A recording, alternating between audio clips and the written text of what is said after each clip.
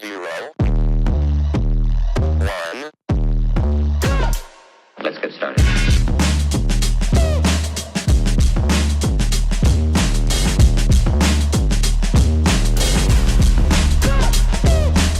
Why they stopping me?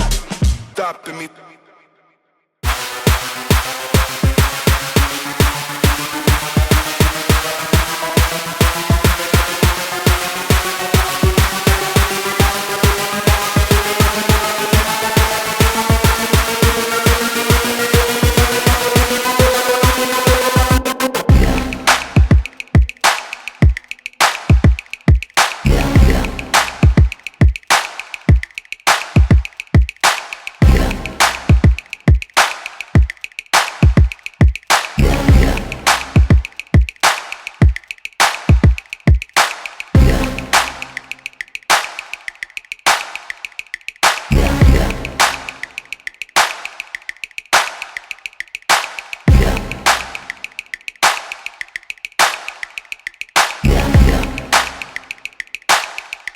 Alright, airport na tayo.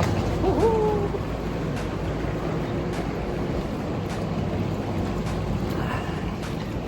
Check in luggage. Let's go, guys.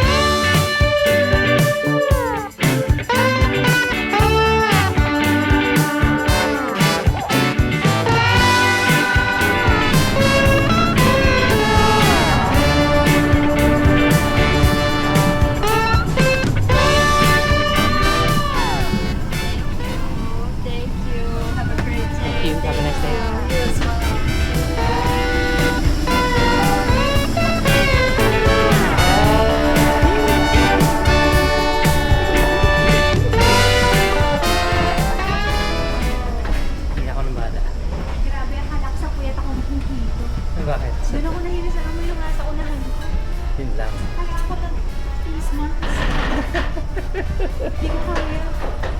Hindi ko mahimatay na ako kanina, kaya nagbalak pa akong lumipat dun sa inyo. Bakit? Natin nga kita eh, kasi bakante eh. Tulog na. Tumayo ako, tanong mo kay Cassie. Oh, Apa, saan ako? andyan na daw sila tita. Pag doon na sa, pag nakakuha natin baggage, tsaka doon yun. Okay. Ilang oras po ba away sila dito? Mabilis lang ate.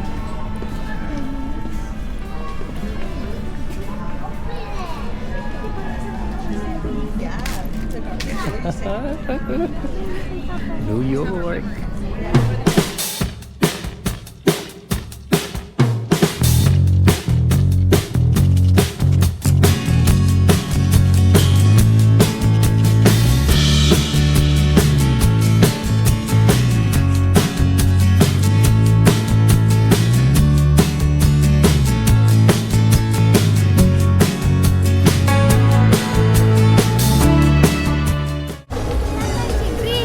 Ha? Si Grinch. Asa si nanay? Ah, DJ pala si Grinch eh.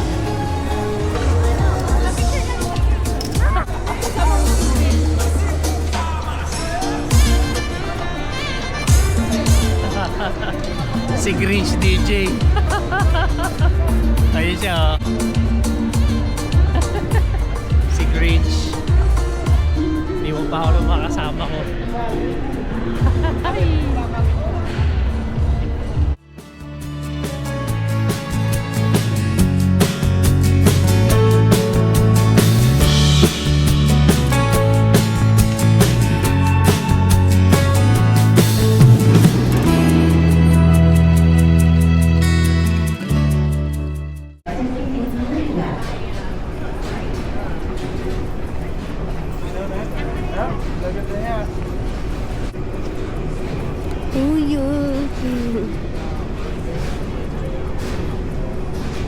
No, no, no, no. No. Lapit naman yan sa mukha mo pag nakita mo yan sa ano eh. Nakapidyo po ba? Oo, nakabukas yan. Ano ka ba? Hindi nga po. Siguro po tayo po yung mga huli kasi pagdating po natin doon, ang dami na po agad tao eh. No, no, no, no, no, no, no.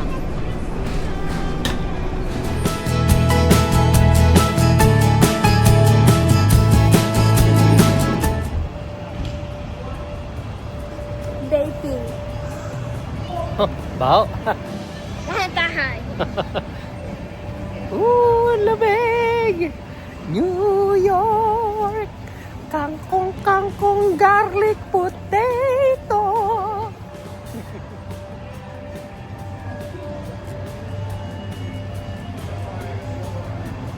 New York! Let's go!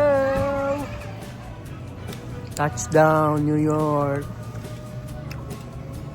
So, pumasok ulit kami dito sa loob. Kasi medyo malamig sa labas. Habang inaantay namin yung kita ni Mrs. Sila kasi yung kakaon sa amin, sila yung mag-accommodate. Kasi taga dito sila eh. Kamusta ang biyahe sa aeroplano? Muntik na pa umasok yung ano. Nung pagkatapos po ng take-off, nahilo po ako nun. Binigyan pa po ng horse. Kakahilo talaga. Lasing ata yung nagmamaneho. Hindi, joke lang. May mga ganun talaga sigurong piloto. Or baka gawa lang talaga ng turbulence. Kaya po ata mas nahilo po ako ngayon kasi nung last na flight ko po, may pinainom po si nanay sa akin na pampaano ng hilo. Eh, wala. Ngayon kasi tayo, rock and roll. Wala tayong iniinom-inom. Yeah, medyo mga puyat pa, kulang pa sa tulog. Pero lalo na to. Parang hindi na tato natulog eh. Hapet. Ayan, so waiting lang kami. And pag na-pick up na kami, back to you guys.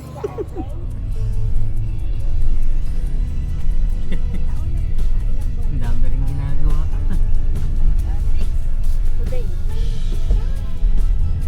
Ganito din po sa Minnesota eh. Pagkalagpas po sa airport, ang dami rin po ginagawa kalsada.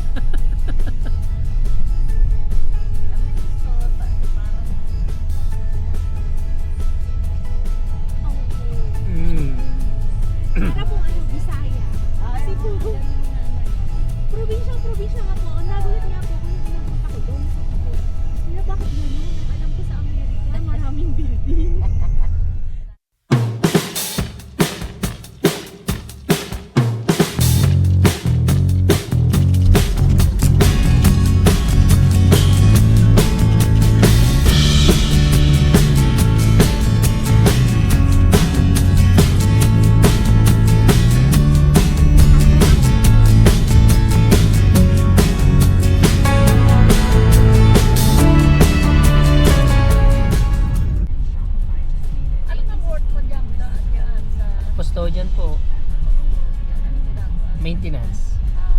sa school po.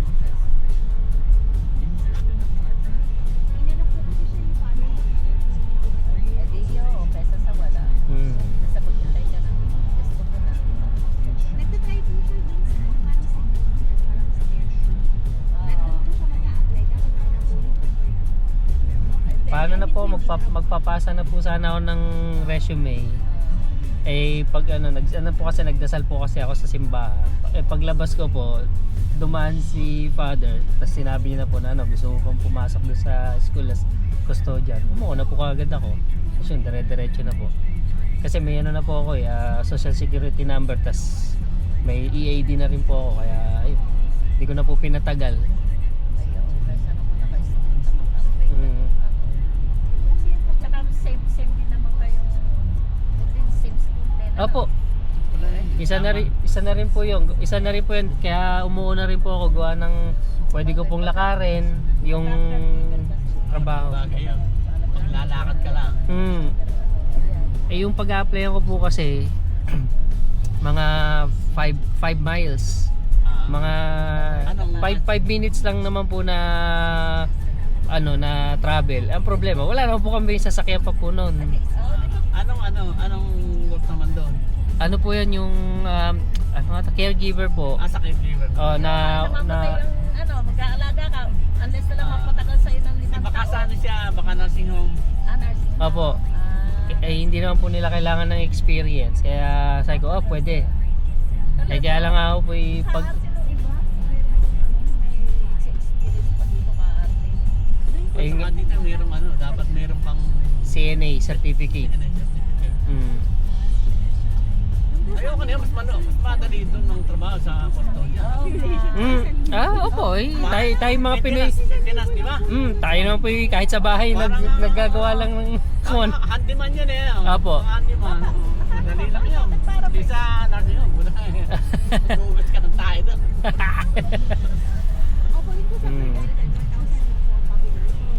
Ano na po, linis ng school, kolekta ng basura. Madali lang. Pag may sira, ay kahit sa bahay naman po, ganun ang gawain natin mga Pinoy Marunong, hindi yung kailangan tumawa. Si Oji nga, lahat alam yan eh. Kaya nga po. Saka dito talaga dito makapagmatutunan mo. Saka hindi ka talaga mamimili ko. Saka school yun, hindi ka mawala ng trabaho doon. Ay, opo. Hindi ka sigurado ang trabaho doon. Oo nga, yan. Maganda na nga yun.